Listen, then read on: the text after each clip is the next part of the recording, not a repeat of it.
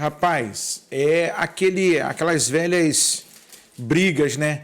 Quem tem a razão, Calvino ou Armínio? Quem é que tá... Gente, tem que estar na Bíblia. O que não tiver na Bíblia, rejeita.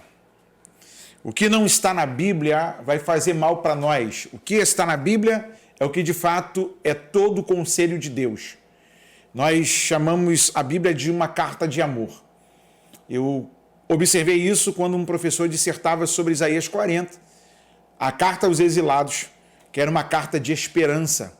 A Bíblia nada mais é para nós cristãos do que uma carta de esperança do amor de Deus revelado a nós e daquilo que Ele nos quer poupar de uma ira futura e de uma desgraça eterna para viver uma glória eterna diante dEle. Agora, esses pressupostos sempre existiram. Isso não é novidade de Calvino e de Armínio. Antes deles, vocês tinham as escolas de dentro do farisaísmo, que era de Hillel, que tinha lá os seus ensinamentos, tinha a de Shammai, e que tinha também os seus ensinamentos. Uma era mais liberal, a outra era mais tradicional. Uma apoiava o divórcio, a outra não apoiava o divórcio. Uma colocava os divorciados tudo no inferno, a outra dizia não, o homem não pode viver só. E existem várias situações. Todavia, segunda carta do apóstolo Pedro, capítulo de número 1. Eu acho que isso define muita gente.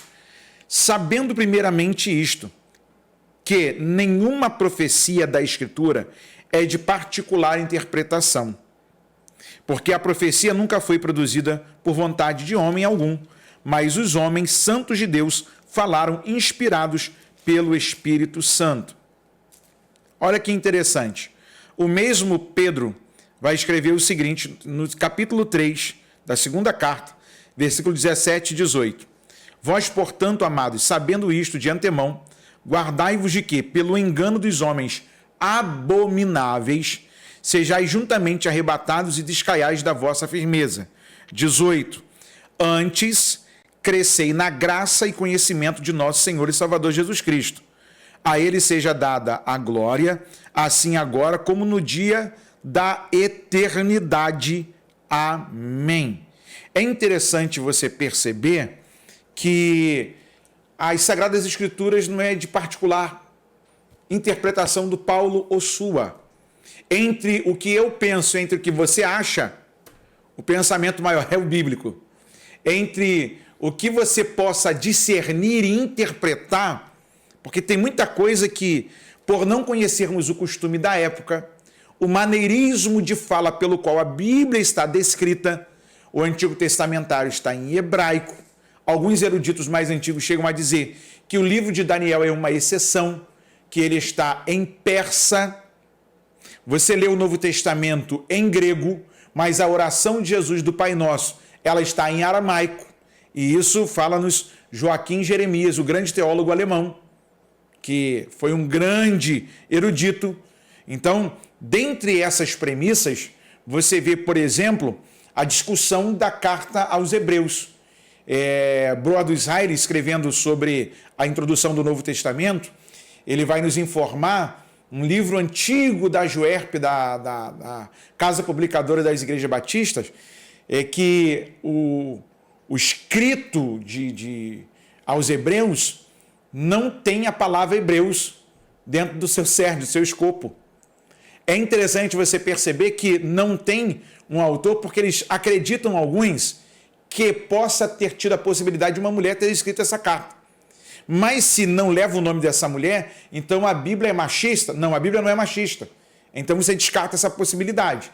Você tem alguns que chegam a dizer que Barnabé, ou até mesmo o Apolo, tem tido a oportunidade de escrita. Os teólogos mais modernos chegam a afirmar que foi Lucas quem escreveu. E provavelmente, se Lucas escreveu, ele escreveu contratado por Paulo, assim como Paulo contratou um escriba para escrever aos Romanos.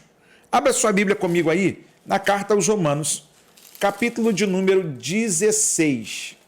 Carta aos Romanos, capítulo de número 16, no versículo de número 22, escrito está: Eu, Tércio, que esta carta escrevi, vos saúdo no Senhor.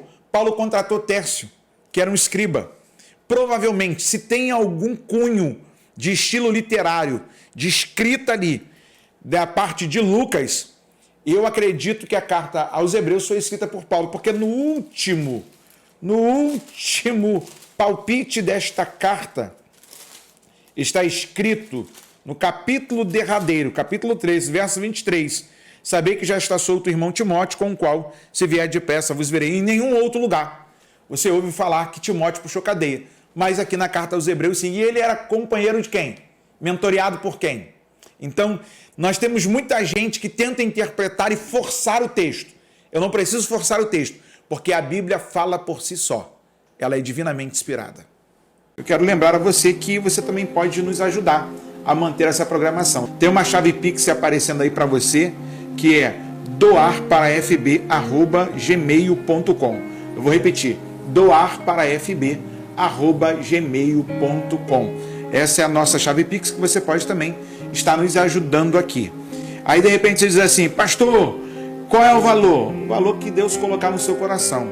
Eu não vou impor nenhum valor, mesmo porque nós temos os nossos gastos aqui e eu quero estar mais vezes com os meus irmãos, trocando ideias, trocando informações, respondendo algumas dúvidas, que às vezes você na sua igreja tem vergonha de perguntar. E às vezes tão intimidado que está pela vergonha, não pergunta e fica sem resposta.